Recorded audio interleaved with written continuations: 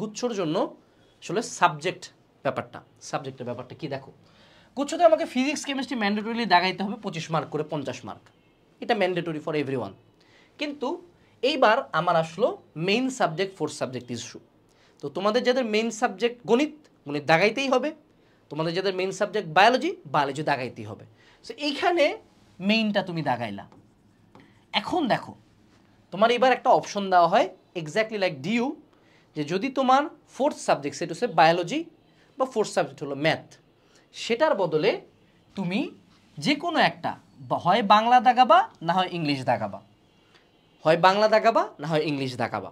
এখন আমি তোমাদের টিপিক্যাল দুইটা সাবজেক্ট চয়েস এখানে শুরুতে বলে দিতে চাই। এখানে হলো এক হলো ইঞ্জিনিয়ারিং পার্টি আর একটা হলো ম্যাথ পার্টি, ঠিক আছে, মেডিকেল পার্টি। ইঞ্জিনিয়ারিং পার্টিদের টিপিক্যাল সিনারিও হবে ম্যাথ ফিজিক্স কেমিস্ট্রি দাগাবে, সে ম্যান্ডেটরি, তার অবশ্যই মেইন সাবজেক্ট ম্যাথ, তার মানে ম্যাথ সে দাগাচ্ছে। এখন দেখো তুমি কি বায়োলজি দাগাবা নাকি বাংলা দাগাবা নাকি ইংলিশ দাগাবা, কোনটা? তুমি যদি বড় ভাইয়ের মতো আমাকে আস করো, আমি বলবো বাংলা ইংলিশ তোমার দাগানোর দরকার নেই, কারণ তুমি বায়োলজি অ্যাটলিস্ট 2 বছর পড়ছো, অ্যাটলিস্ট এইচএসসি পাস করছো।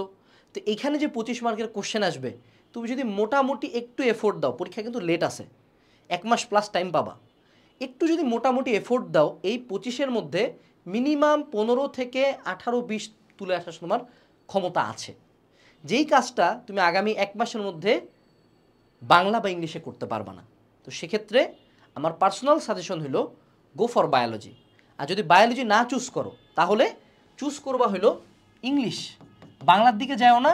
আমরা বাংলা আমাদের মাতৃভাষা হইলেও অ্যাডমিশনের লেভেলে যে বাংলা আসে সেটা অবশ্যই পুরোপুরি ডিফারেন্ট একটা গেম, সেখানে ইংলিশ আমাদের যদি একটু বেসিক থাকে মোটামুটি পার হয়ে আসবো।